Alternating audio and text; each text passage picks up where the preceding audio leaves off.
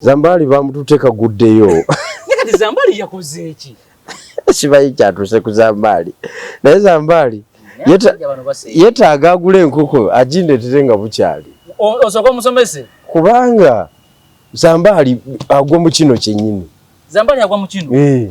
Akalimu amaze okasuulawo? Asuddewo akalimo akaleeta 3 ku 4 omwezi. Agenze nagamba Zambali your character tefitinga mu Nuupu muganda wange. Tumala budde.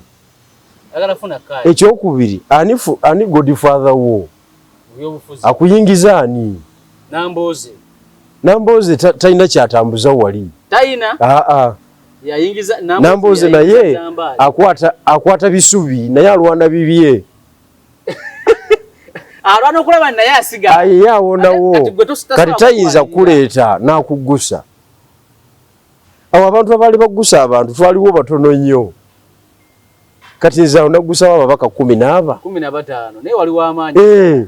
Wagamanyi agamanyi mayiti nenzigusa chairperson wakakiuka ebyokulondo Walukamba akyaliko kwali tasobola na kuneegana tasobola naye asakwogera konti wamu ojibu yafa tekivaawo Nera setaga bigambo bye kati nzo gwange nakola ki wakola ogugwo era simwinaako tabu era tewakola nti oyagala akujjukira nenzigusani Farida Nabatanzi ali awo mukyala owa Buganda family recruiting jinja eyo ngene Buganda teri bya bufuzi ngate biri Busoga jinja ne mufula secretary for women jinja women is rijao natandikira najanga alinya ku kitebe ne muleta omwanjula izo gwange nagukola naguze kati utiko kuba ne godfather Namboze yatwala Zambali musasidi nga yakatandika taina kikondo kikondo kye kinafunye mu Nuupu Namboze mulaba naye asomba bubuzi owai naye asomba bubuzi Nuupu yatandika bweti bayanjulanga abantu abajegaseko wandabako nti bano batwegaseko ku luno kibayita godfather obeera eri munda banabagala okujja okutwegattako batusangayo Waiso amulabako Waiso is a player in Nuupu from your acknowledge so kati Namboze Zambali ya mutera yo Zambali abakungamba before gatanale kulira nti godfather we Namboze wallahi nalyegairide Kalisa ne mugambe wabula omusajja ono kyagenda mutakimanyi nena yeye alaka alita kyagala ekikondo kye yesigamyeko Namboze yakimuteekamu nnyo ate Namboze yakaggusa ki bali bagala mutwala wano ewalutamaguzi bagula walutamaguzi naye aguze nnyo Buganzi wakyagulanye naye agala kakadi ke avumye buli muntu yenna avumye bampuga avumye bane bakamba yangu Nasana municipality kati ate Nasana municipality wali ebyobufuzi ebya buli kika ye center ebyobufuzi kati politics of foot soldiering yono yennyini Namboze tasobola taina kyasobola kugusa mu Nuupu naye ali mukwefa olutalo lwasobola okulwana ennyo lulwe kulamawo atenga nawe alina kulwana ennyo era nkugambye nti lwasobola okulwana ennyo era emisala n'ekiro bamubala kubanga George Musi baali bamuleese era baagala muzzaayo kati bamuzzaayo Namboze sawa ng'ogamba nti oyo godfather nze oli nayita wano opposite tebakuteekako muntu kati ate ng'onvuganya kuki fe kintu ate ng'onvuganya era zo nalabanga bandeetako ebyekiyayo ebyokunvuganya nengamba kiikyo banvuganya wale ne mukiri kisa kya 2026 wali toyagala kudda mu kuvuganya ate onvuganya kuki onvuganya kuki no constituency eri obubi ennyo mu constituency zonna eziri mu Uganda ate nyumide ne mubiri 20 tebakuvuganya ate ngonvuganya kuki kati teyaliko kuwanna teko kuba yenze tondetera sitole mbwa ate tugenda kuvuganya democracy as constituency ndala mugende mwesimbe mwezo abe baita ba godfather ngoyogera ekintu ne kiba noga mukulu nti nze tebankubako kalulu nga naye batugenda kakubako kati nga bolaba jajja kubwa chairman no bwa vice tewali mbozi tewali byakunywa wali wajja tolete ebyombu wasoma democracy bikikoma nnyoko twali democracy wo era waliwo akasajja kali kalemedde ku kigongo wano sike machindi ndowooza kakati baba lina mbola eyo jajja najjamu sekikubo naye yali amulemeddeko bwamugjamu kigongo naye namugawaye nga tunafuluma rumu wano enzijiremu akasajja naawe oyagaleza akavuka kanswaze twala eri musajja gwoli muzibu nnyo ne bakajjamu kasimbwa ne bakajjamu ba revolutionist bwe bati babeera si buli muntu ndi bamukubako akalulu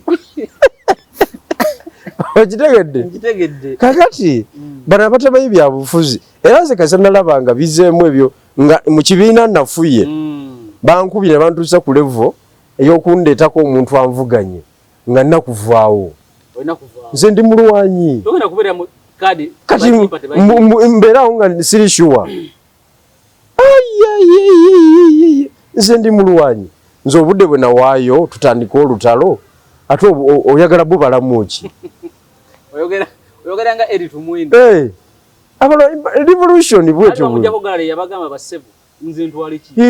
mubbi ebintu byonna mubimazeewo nedda ssebo sivaawo ye mulwanyi this is Africa okitegedde olaba Trump abasajja beyayingidde nabo bakangaza ba Elon Musk ndowooza kati omu kubafuga America bakangaza talina na kifo kyankalakalira basajja ba musajja bagguse balwanye mabega ona kati bali mu kintu bagguse kakati zambaali musaasidde tebasobola kubanga Godfather amatalinga akuleese waliwo kaserunkuuma kakansala ka John Bosco kaganzi Godfather wako ye wekitiibwa Lubongoya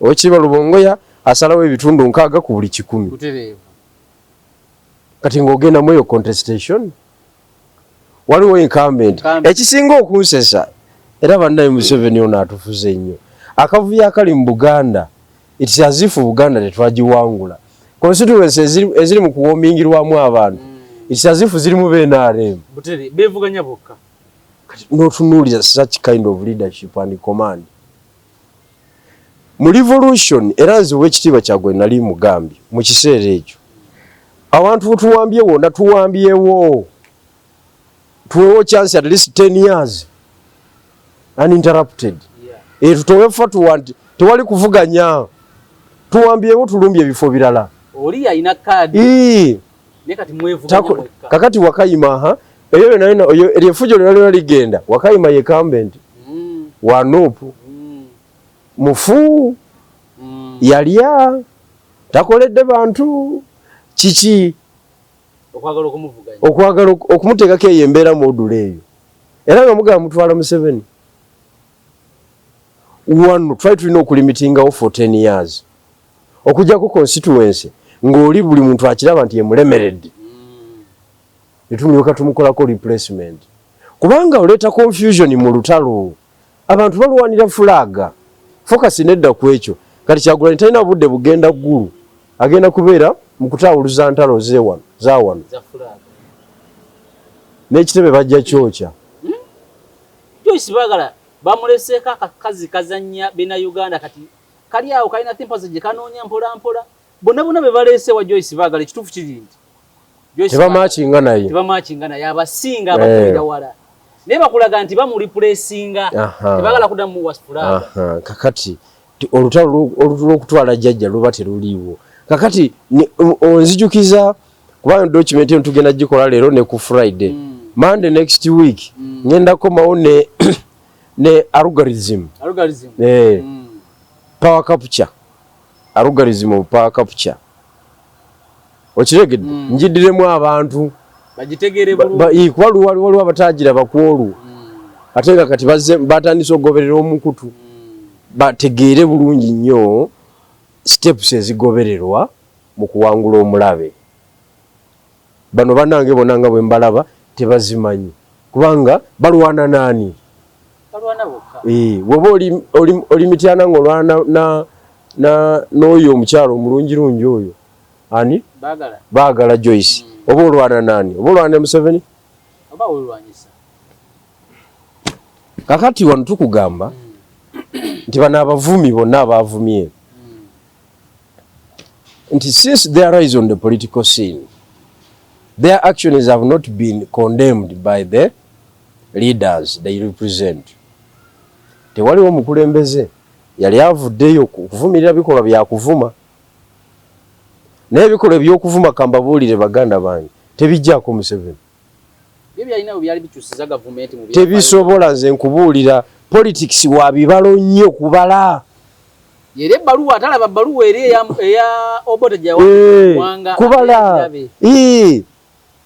Obote yali badde asobola kuvuma Semwogerere. Okibuulidde? Ye yawandiika strategy ku lupapula, mugoberere bino tumukuba. Amagye gaffe ge gaba gabeera mu kibuga agatatuwagira Nakasongola Karamoja akikuga ebyokulonda abeere waffe sympathizer wa UPC. Okibuulidde? Strategy. So si politics of komanyoko tekisoboka. Kati tewaliwo yali avuddeyo okuvumirira. Abantu ne bavuma Katikkiro wa Buganda. Ng'okimanyidde ddala Katikkiro wa Buganda nsonga nkulu nnyo mu byobufuzi bya wano. Katikkiro wa Buganda Mikaeli Kintu yalemesa Paulo yalemesani Ben Kiwanuka okufuuka president wano. Mikaeli Kintu yalemesa Ben Kiwanuka okukola ki? Kubanga Katikkiro yabeera ne Kabaka. Information gyamutwalira information gyamutwalira yeekola nti Ssaabasajja Kabaka omusajja yakuvumye kubanga otolina budde bumutuukako ono wanaku audience myezi 6 agikuwa olu oli abeera naye ate obeera wasabye dda oyise mu protocol nnyo n'amaanyi ne bakupepeta kyokka oli wa kitiibwa naawe yakuvumye yagaye nti sha leka nawe oli musajja munne yakuyisizaamu amaaso yakuyisizaamu olugaayo nga omanyi Abaganda bakozesa ebigambo eby'amaanyi ebyo. Yakulabye mu kamwa yagambye ogende Entebbe muteese akubuulira ekiddako gwe nannyini nsi ng'obumba wabubeera wali bufuwa wabawo bweyalaawo wansi ne butambula. Jukira gwe tolina chance tewali. Ate nakugamba wano oba onoonya obwa president ensonga bbiri. Buganda ku lw'abantu, magye ku lwa force. Ezo force ebbiri ze zikwata power. Buganda ku lw'abantu, magye ku lwa force. Ku lwa force. Obuyinza obeera obuyina oba obumaze. Era Museveni kye yakola yasooka kuzimba magye n'akuba emundu emundu n'egaana ng'ekonye. N'agikuba emundu n'egaana n'anyiga epeesa ly'abantu n'aleeta Ssaabataka mu lutalo. Terwagguka? Abantu bafuna mulaala awo mu Luweero awo mu Mityana mu Benda awo wonna Masaka nti Ssaabataka ayingidde mu kintu bannaayo. Omusajja agenda kuzzaawo Obwakabaka. Obote yasula. Kakati Emengo ovumye. Okiwulidde? Archbishop wa Uganda kankubuulire ffe wali mu Church of Uganda balina structures okuva waggulu ku Archbishop okutuuka wansi ku mubuulizi asembayo era basobola okusaba essaala egi mu ggwanga lyonna ne basabira n'abakulembeze mu mbeera zonna. Kati abantu abainteractinga n'abantu on a daily basis, abantu abalina institution ekwata obwongo bw'abantu kubanga banaddiini nabo bakwatira obwongo bw'abantu. Okiwulidde? Bawooyawooya bakola nabo nkwe. tebabafulumya bwe batyo enkola ya kifutu soja ekyo kyo tekiriyo era olugendo terubaawo kubanga Church of Uganda gomanye abantu aba following into Church of Uganda nga nange mwendi nze ndi Petero Mulambo ndaba obulombolombo bwa Church of Uganda bukola nembumalayo okitegedde ba Petero tutuula eri communication netambula okitegedde kakati abantu abo banaddiini edda bakolanga nkwezisuula gavumenti ebyokulwanyisanga babitambuza mu maganduula abantu bali mu kubundabunda tebana ne bababundiza mu church era nga church tekubwa kakati gwe obisense budde byonna kyokka tolina power tolina buyinza obukwata tolina authority abasajja bakulu bayisizaamu olugaayo era ng'ogamba nti ogenda entebe mu ntebe nze mu ndaba eyange ngamba tekisoboka so bano abavumi okuvuma kwali sigadde eno fene twevuma nga bafutu soja naye mulimu abantu abasobola okuzza olutalo luno emabega singa baba tebakwatiddwa bulungi ekyo nze nkiraba. In fact, it has become increasingly clear that these leaders have not only turned the blind eyes to the abuse but are likely to be behind it. Bwekitegeeza ate omuntu najja ku kamera n'avuba nga ali muka kofiira notamwegaana lumbu yavumye wano abantu bonna ku mitendera gyonna fena n'atuvumiramu era fe abalina gatisi fe twamwanukulanga nze yamwanukula yebadde bubi nnyo ne akulira bagita akulira ye afande Damulira Jeno abajeno Meja Jeno Christopher Damulira bulutalo lwabo lubadde emabegako yiche yakola nozo obalumbe yakwata abaana boli ne family najja nateeka ku mutima gamba bano uno yawamba bano ye family karono yiche yamwanukula ne nagenda eri mukyale wawe natwala abamawulire ne baddiza lumbuye omuliro ne lumbuye ye tayina gwatayisamu ggaali no ate ekizibu awayiza n'owayiriza kwanza nyina akatambike ndaba ke yakola ku kwezi nabyonna byayogera bifu tewaliwo atalina makulu ng'oyo nga buli kyayogera kifu talina nekimu nkugambye tewaliwo omuntu atalina makulu mu lutalo ng'oyo kubanga nze namulabira ku nze kennyini kuba nalinga muwuliriza nga ndowooza ayina ki naye bwe yakuba nze kennyini yangamba ebintu bino wammanga yangamba semwayi 218 nno yakutandikako gwedda 218 nga tugenda mu by-election yaliho email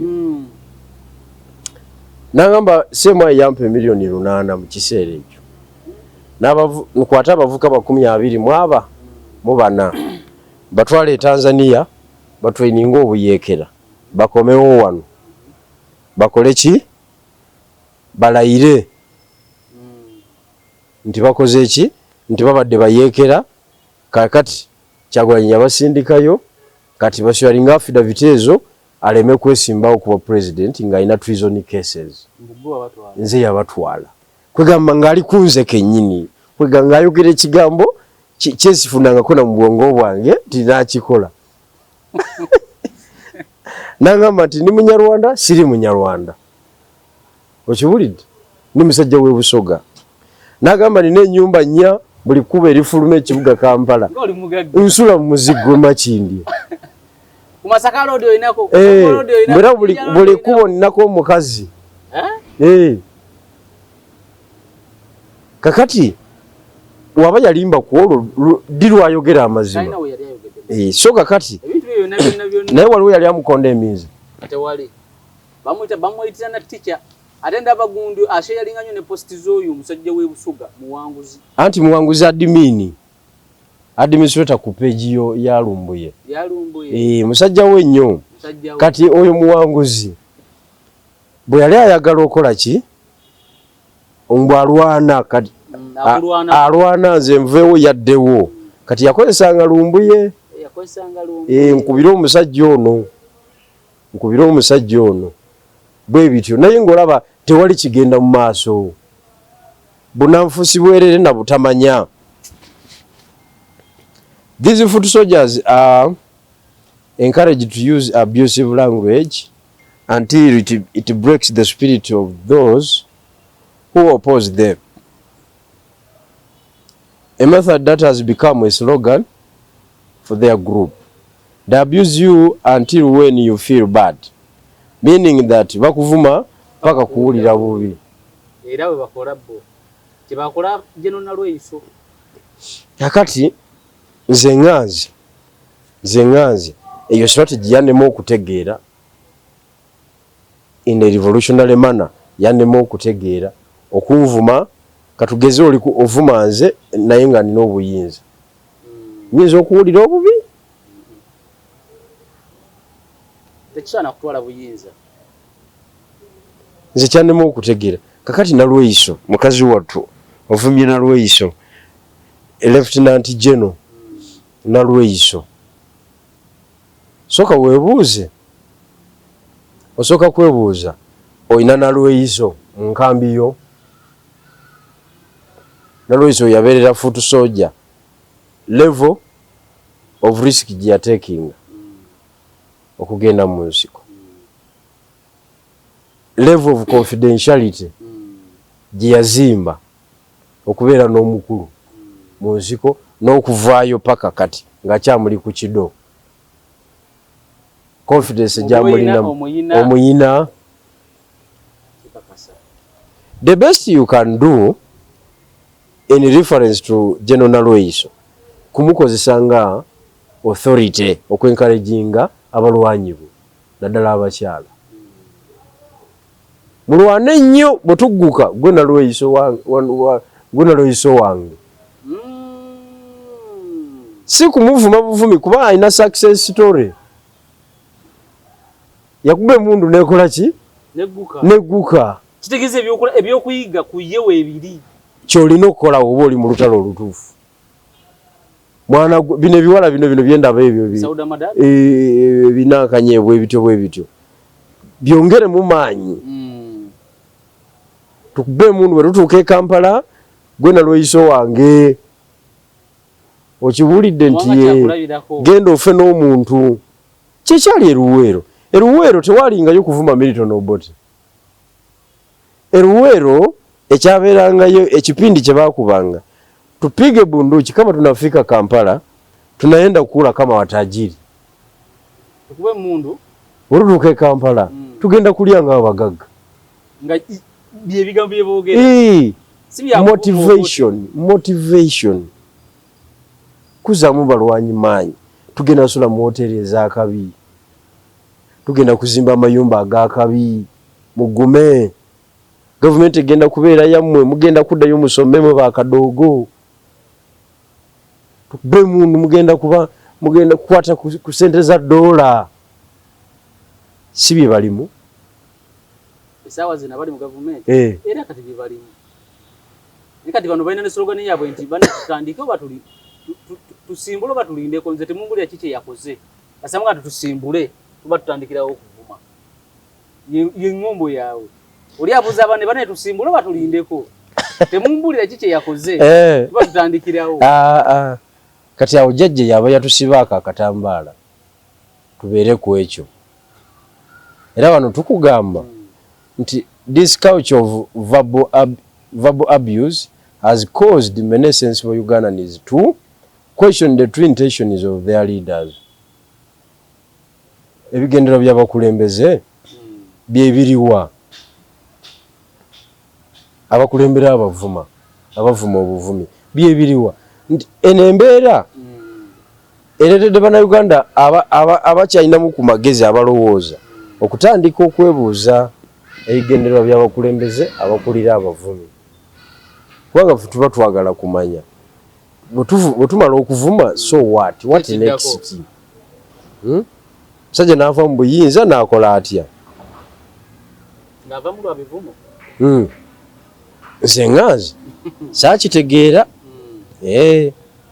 it has raised doubts about whether these leaders are truly opposition figures or simply part of the same harmful political game.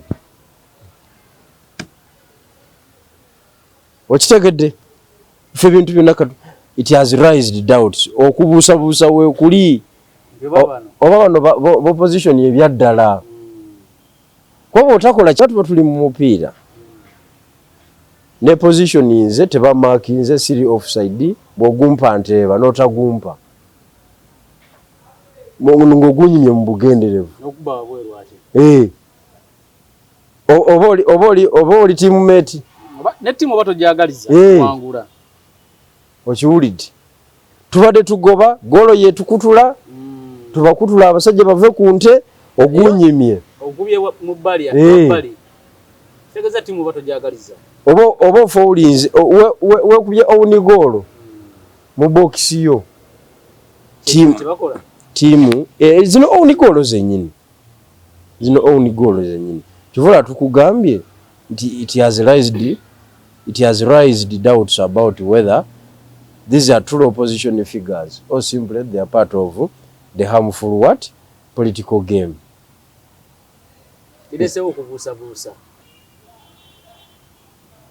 It's not only opposition politicians who have fallen a victim to these attacks, but even members of the government have been subjected to their venomous words. This pattern of behavior has led to growing skepticism among Ugandans regarding the authenticity of their leaders' statements, particularly those made in 2021 about overthrowing the dictatorship swiftly. Yet, as time passes, nothing has been done to bring down the dictator. Njala okutegeeza ssebo wano tugamba nti opposition bokka si be babadde ba victim mu nsonga eyo. Aba gavumenti balugendeddemu kituufu mweyo embeera era enkwatagana yaabwe ereese bannayuganda abamu okwekengera yagamba naye yogerwa abakulu bano byo bitwala omukulu bitwali tukoze eki tumutwala mwali muŋŋambye mwaka nze muwadde mwezi muggusa mwankootinga bubi kakati kisanja tukimazeeko abagaggawadde bagaggawadde fe abatafunye tetufunye owulidde omukulu akyaliko akulaga nti yeeyongera buswanti obuyinza yongera obwagala okusingako wali yeeyongera buswanti kakati tusirike busirisi tulina okutereeza ekisaawe bassebo ne banyabo tulina okutereeza ekisaawe ekintu kyoga nti okuvuma ye strategy kitukoze bubi nti abamu bavuma bwe ba earninga abamu basindika abavuma bwe ba earninga kubanga abantu basenyonyi kati tukyabazza mu bwavu bagaggawadde akirizibwa okusindika abavumi akirizibwa okwa sponsoringa ate akirizibwa era okukolera mu gavumenti ya jjajja okitegeera kubanga engeri bannaffe abamu gye batambuzaamu ekintu eraga nti tewaliwo kakwate tebalinawo kakwate na system naate nga bali interconnected bwe bati ne system eya gavumenti abamu baagala okusiga ekifaananyi nti tewaliwo kakwate na gavumenti naye ng'eri wamu bweti nabo akasente kava eri bwe kaddeeni abamu bavuga namba myufu convoy accountability bagiwa kati tuli mu democracy tuli mu dictatorship kakati nze politics oyo owa snake oil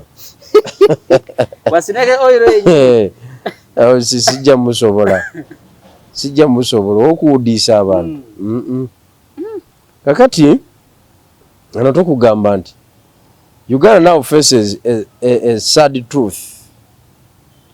The leaders who have failed to control their foot soldiers, toxic action may be sharing the same mindset, and that kind of leadership will not take the country forward. A nation cannot thrive under leaders who foster such a division and hatred. Kakati wano eno paragraph eno nkulu nnyo. Era nze njagala abantu bagitegeere bulungi. Government kibayita government tekiri supposed kubeera nga kitegerekeka mu nkola ya bukyayi. Kubanga kintu kizibu nnyo, politics and governance kintu kizibu nnyo, kikyuka buli dakiika. Obukyayi obw'enkomerere tebwetaagisa mu government. Abantu bokka abakyawa government 100% nga tebagenda kuwuliza na byayo be basiru abatamanyi kye bagoba. Era abantu abo be bafa opposition abe Uganda. Mu mukyawa government atemagana wuliza byo. Kyoyiga ofune ate okikyayi 100%. Oli gwokirekedde akikozesa okwenyweza. Gwe noba nga tolina na busobozi, tokyalina busobozi. Kubanga every after 5 years obusobozi bwaffe bweyongera okukola ki? Okendeera okupanuwa okwata government.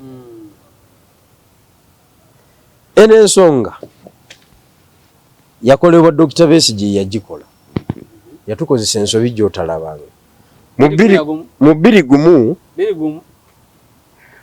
bwe yalivudde mu kalulu ako mu kifo ky'okgenda e South Africa mu exile yamala emyaka 3 kwena yali alina kuteesa na jjajja nadda mu government. Jjajja yali ateesa kuba jjajja yali munafu. Jjajja yali alirwedde okuteesa ne Besigye. Yali tasobola butateesa. Buli lwodda mu government bwe pa kikuyamba ki? Okisooka omanya government business nga bwetambula. Ekyokubiri nozimba network eyo. Kubanga oli muki? Oli mu government. Osobola okugibeeramu era ng'oli mu opposition. Naye nga mwoli munda. Kiba kitegeeza. Lwakuba Robert Mao agenda okugendayo nga olwedde obukyayi buli waggulu. Buno bwe twogerako wano. Kati kyamumira bumizi. Naye kyali kirina okukolebwa on principle n'ensi n'ekimanya nti reform agenda etute ministry 5 oba 10 mu nteeseganya. Osigala oli financially capable ne tiimu yo nga yerwanye naye situse nga bw'okuba olukiiko lumu ng'oyagala obuwumbi 3 obufuna kubanga muli munda mu kintu butereevu. Kivula be Kenya batusekerera. Odingera sitakaduuka gwa yagenda ne batula ne Ruto. Nakati yavudde eringa bakamukubye. Yasibidde wa Ruto. Omusajja yana wangula ka Ruto. Yasibidde wa Ruto. Endagano ne ziruma bupya 232. Ojja kulaba nga bakoze partnership mu government. So obukyayi kukyoyagala bwina babutini. Kubanga oli omuwa chance okuzimba amaanyi. Kati jjajja twamuwa bino wammanga. Okumulekera government twamuwa space n'azimba amagye agali partisan. Kati galimu ba birungi, galimu ba muhoozi, galimu baani, okitegedde? Batumusime. Minister of Security Jim Mwezi. Wantana Affairs Otafiire Kahinda. Omumyuka we David Muhoozi. Kakati twamuwa chance. Waliwo akantu kinabadde ndaba wano. Security ki? Tiimu ye Uganda. Kali very interesting woba okatunuulidde mu byobufuzi byaffe. Okiwulidde? Security team ye Uganda. Security team ye Uganda. its composition owulidde kankanoonye wano ey'abantu abalimu kali very interesting ate nga si kamaanyi nnyo kakano wano. Here is the top security managers of Uganda. In what language do they debate national security matters like protection of votes during the coming general elections? General Kaindo Tafire, Minister of Internal Affairs. General Muhoozi David, Minister of State for Internal Affairs. General Jim Muhwezi, Minister of Security. Byakagaba Abbas, IGP. Dr. Byabashaija, Johnson, prison. Muhanga Kayanga, Commander Land Forces. Wenayo Major General. Muhoozi Kainerugaba, CDF. Major General James Birungi, CMI boss. Tom Magambo, CID boss. Kulaije Felix, okay, spokesperson. UPDF. Kituma Rusoke, spokesperson police. Baine Franka, prison is spokesperson. Nga bakulembeddwa General Kaguta Museveni nga commander in chief. Kati ate bebalese basinga n'obungi. No butogera luzungu mu lukiiko. Kati wano lukocha. Olwokukyalo lukwacha wano. Babanga bali mu mbwe nogamba ki? Nogamba ki mbwenu wano luyinza obutagenda mu maaso? Tutambulira. Kati kino ffe twakimulekera n'akizimba. Mwaso omuteekako pressure n'aba wako kubamu. Anti bw'omuteekako embeera n'omusuuza internal affair. Aleeta bakadeeti aleeta 10 n'oleeta 5. Bakadeeti bona ne bagenda wali Masindi for training. Sikizo inamu ababo. Muzimba mwenna. Naye abeera yeeraliikiriza agamba. Gonoza lwaki Kenya tewali yalina buyinza bwa nkomeredde. Chebukati yakafa juzi. Chebukati akulya akachuke byokulonda. Yafa juzi. Bali baluda luvuganya mu kiseera ekyo. Abamuleeta kujja kulya akachuke byokulonda.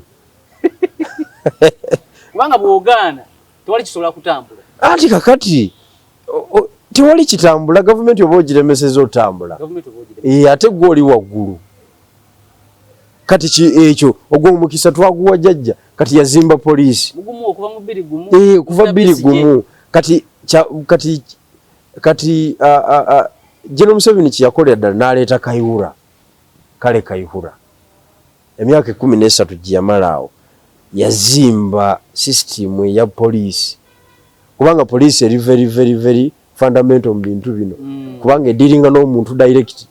Wa bulijjo. Naleta abavuko bamale erushero bamalawo. Ate ne bajja ne bagaggawala.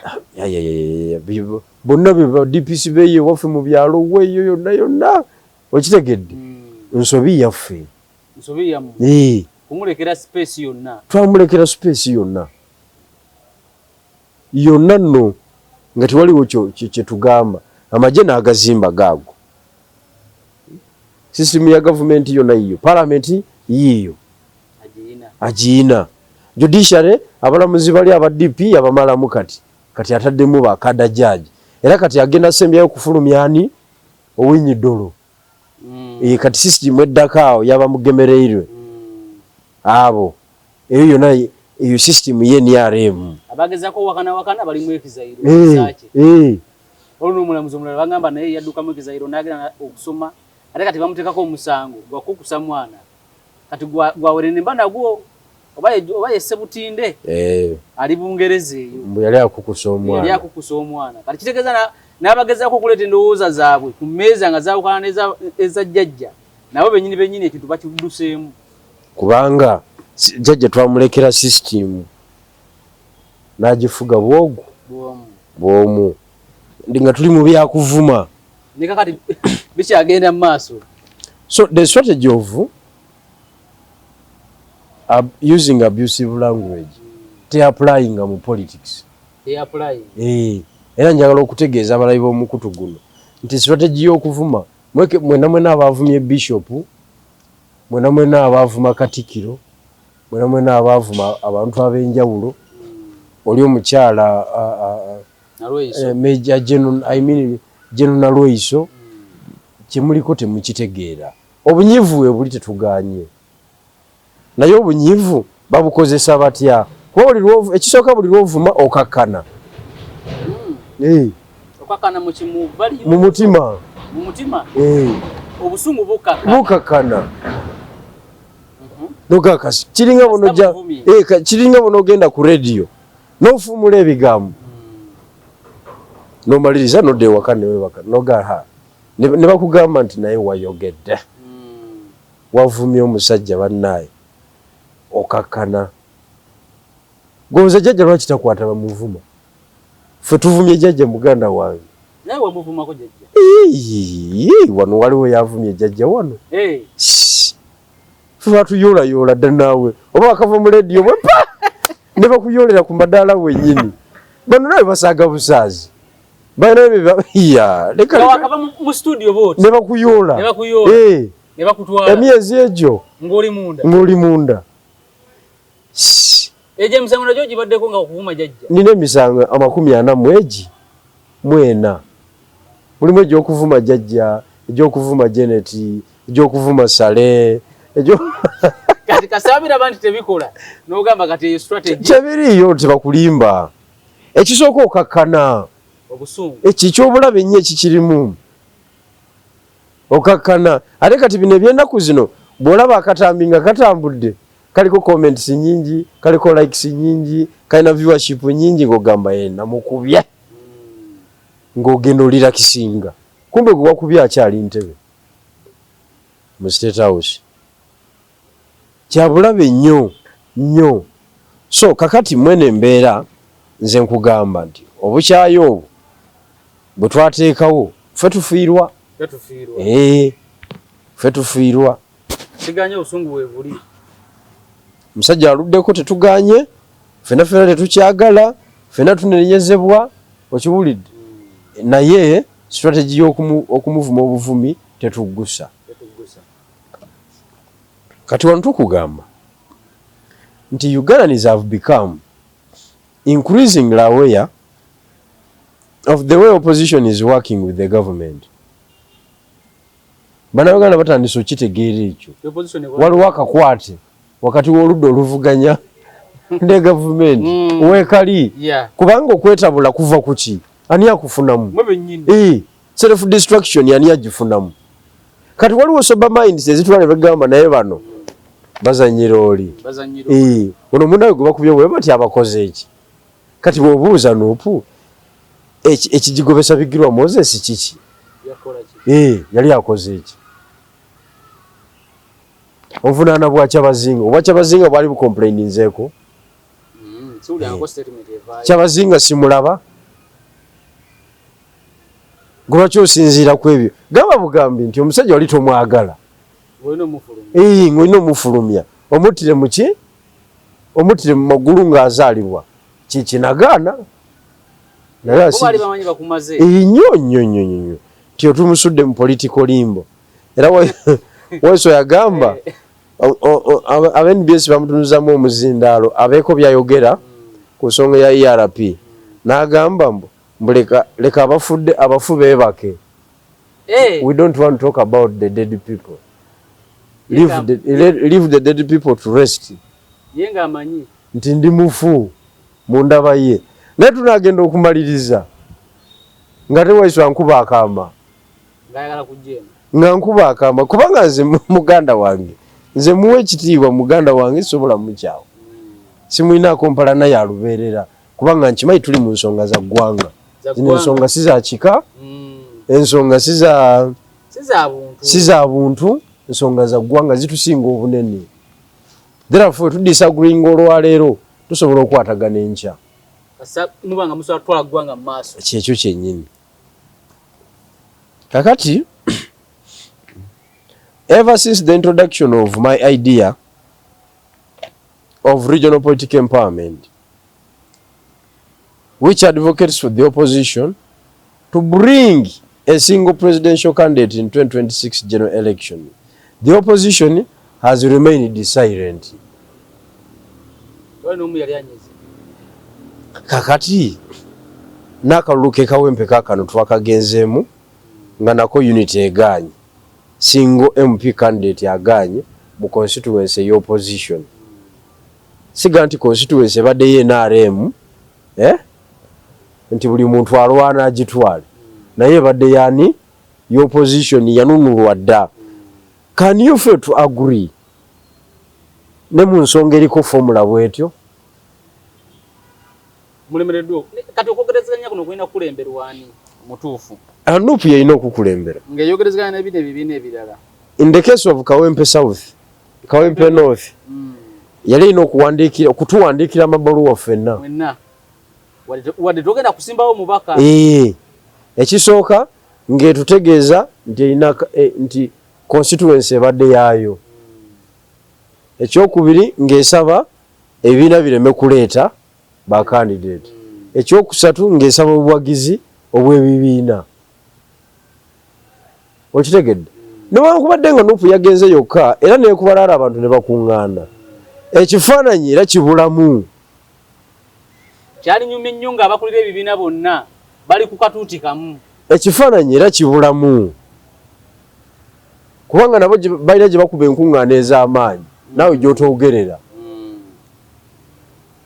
Okitegedde? Amuriat wali ayinza okuba munafu Kawempe naye Soroti w'amaanyi. Ng'ate ekya Soroti wekinatuuka ojja mwetaaga. Butereevu ate Soroti si part of Uganda. Part of Uganda. Eserere ogenda tuukayo ddi gwe Nuupu? Gwe kilomita eziri kuva Soroti paka Serere. Nakasongola wano. I mean Nakaseke wano, Nakaseke North. Honorable Nyongole Enoka. Yayita wano opposite tebamuteekako candidate. Mu Buganda. Nali mu restaurant ew'obulenzi Saturday. Sajja mulalo najja n'omuggo gwe. Ayambadde sapatu ze apaakinze TX wabweru. Lugabire. Restaurant bakayita Bisimirawo ew'obulenzi. Kati musajja mulala munnabyabufuzi beemanyi nange mumanyi tuli mu kunyumya. Netunyumya nabwa wano munnamawulire naga bannamawulire aba ku makampala kati ewaffe eŋŋoma yaŋŋamba eŋŋoma Nakasongola. Tewali munnamawulire yenna asobola agenda ssakayo mawulire ga byakulonda. Era bakoma Nakasekawo mu ttawuni naye ewaffe eŋŋoma Nakaseke eri waggulu. Ebyobufuzi eyo tewali n'omu abyogerako. Teriyo. Kati the best strategy was in the context of ERP gyaleeta. Buganda wadde twagiwa Kyagulanyi. Kyagulanyi era alina ogenda mu details naye n'agitemaatema. Luweero, Nakaseke, Nakasongola district ezo ziwese ennyonyi. Kubanga ava Nakasongola. Ziwese ennyonyi nga waakoleraawo yegatibweko Brenda Nabukenya kati ani ono Sekabira Dennis Olutamaguzi wa Naleero Alani Mayanja abo bonna bamwegatteko basekitoleko bazimbaawo. Kati bw'oddira Nakaseke ne Luweero n'ozigatta n'osiba ttiimu bwe tu basobola okutomera NRM ye Nakasongola ne bagifulumya. Ddira Ssennyonyi ekisooka omugambe empowerment gy'ofunye Nakawa emala nkwagala wali. Omuje Nakawa? Ate akolawo ki? Omwagala Nakasongola gy'abanoonye ki? Era akijjayo. Njagala okutegeeza nze nkubuulira nga wakutte ttiimu ya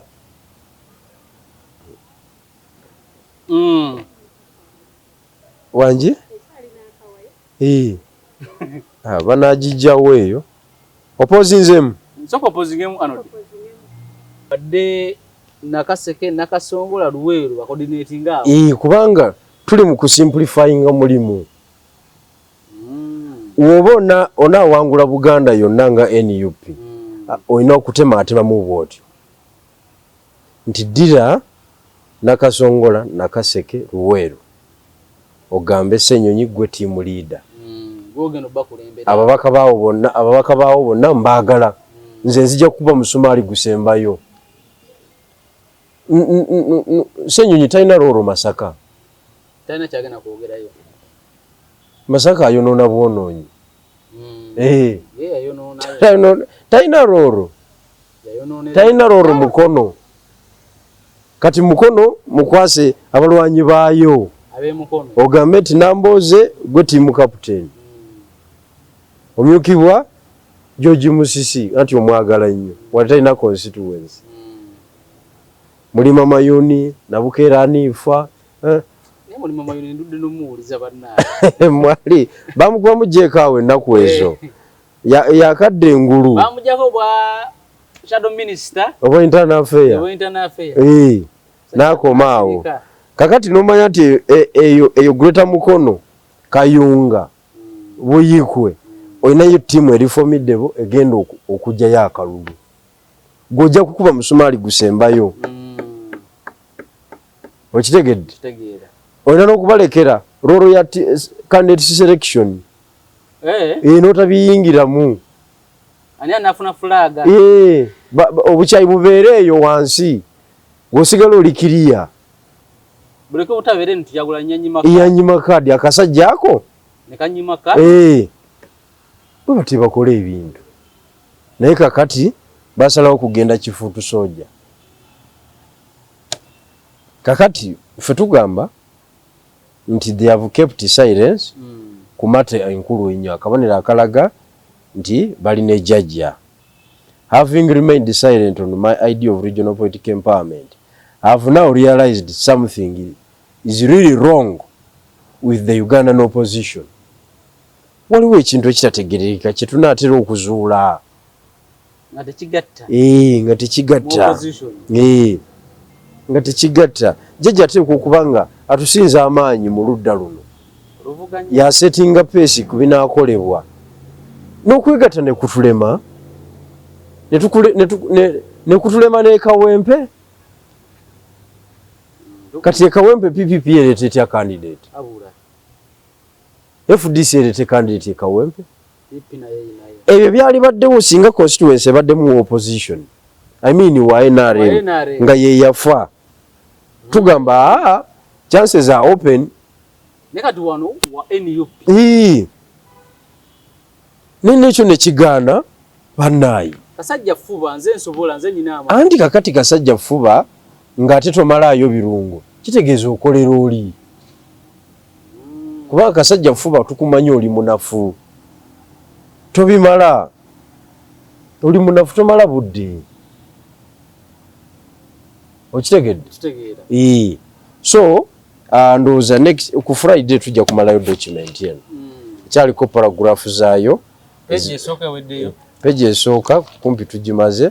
Tujja maliriza ey'okubiri. Naye eri very interesting nnyo. Ey'okubiri? Eri very interesting nnyo. Era sibuka ngiweko omukono. Era nga 10 ogwokubiri 220. Ogwokusatu. Abantu ab'omutawaana bwe bati bakola ba Barack Obama tobamanyi. Naye wakono. Tobeera nga ddyo wamuvaako buvi. Nedda ssebo. Ndi mwana asomanga naye nga ye kono neddyo abiwandiisa kyagala kyawandiisa. Ye sigini kya banka eyo. Bino ebintu ebimu bireke biri confidential. Biri confidential. So kati tujja mmalayo? Tujja mmalayo document eno. Naye nga ku Monday tugenda kudda mu document ya algorithm. Abantu bagitegeere kubanga nkulu nnyo wano we tuli. Jukira ne debate ye Kawempe ejja kuba weeri. Ku Monday tunabala tumaze ofuna results ze Kawempe. Ate za Lwakuna. Za Lwakuna. Lwakuna ekiro. Ku Lwokutaano tujja kuba tuli ku ebyo. Weekend bibulire mu weekend eyo. Ku Monday tugende mu birala. Ebintu byano tobimanyi bidduka speed. Bidduka speed. Ono yawangudde akalulu. Full stop. Futusoja. Document ya Futusoja ngulu kwana na Futusoja omugamba segona wadde wayogeza oluzungu. Oyogera bikine manya twakugoba tujja nakuwa kadi nenga kati Futusoja. Asalawo ati yagaba kadi. Tetujja kuwa kadi. Kati nga gwe Zambali ogende eyo. gye bagobye Sseggona. Nzamba ndoze era bamutuuzako ne bamugamba n'agaana bugaanyi ng'omuntu. Omanye oba ne ky'olina mu mutima. N'ogamba nti kino kye njagala naye ne bagamba ekituufu. Kye kino gwe wadde oyagala kino. Sseggona abuze akatebe kwatuula nga Zambali ogende eyo. Zambali ng'ogende tolina kye wakoledde kibiina. N'oli ataputa amateeka mu kkooti. Saaga n'okusaaga. Ate Zambali abajja omufulumiza ddala bawakayima. Bawakayima ate mulungi nnyo mwogo omuzannyi waliwo ke bamutega ku naye ku lumbe ne bamukubako. Kali n'ategeera nti emizannyo giri bwe giti. N'agamba ati kati Wakayima obuzibu bwe bwali mu kasente nga taba na ssente. Oba yafuna kizibu kiti wali amanyi. Ayina essomo bali balitwala ndowooza oba yalinunula kati simanyi. Okitegeera. Kakati bafutusojja nga tebalya. Kubanga mu Nuupu futusojja oba tomuwa ssente gwoba ofuuse wa jjajja. Kobe ng'olima enguudo ozimbye amalwaliro naye futusojja nga talidde. Akusabye ekyebiri tokirina ate n'ogamba nti okyali MP. Shia. Bakuvuga egaali paka ku mmotoka nga tobawa ssente ate n'ogamba nti okyali MP. Wapi. Kyogamba naye nawe tebakuvuganga gaali. Ate kati nze onvuga gaali ku kindi n'ekifo. Owaye. Nze nali ku police level ngoyinza okubinvuga yebyo ffe twabipinganga ate biveewo ku kitebe. Wanagendangayo press conferences z'eni UPS nga ndabira ddala bafuutu soja. Nyina onalevo namukolako interview. Nga bafuutu soja bamulinze. Kati twamala nga muna bamwogera twefula abatemanyi. Mwogera aberenga ku enamba. Bafuutu soja simanya nfuluma anti aneka nefula ali ku simu. Jangu ano ku petrol station enesembedde wano yanguwa nabakama kanzije. Teyakomawo. Ningamba yembera abasajja gye babeera. Kwewoma bwewomi.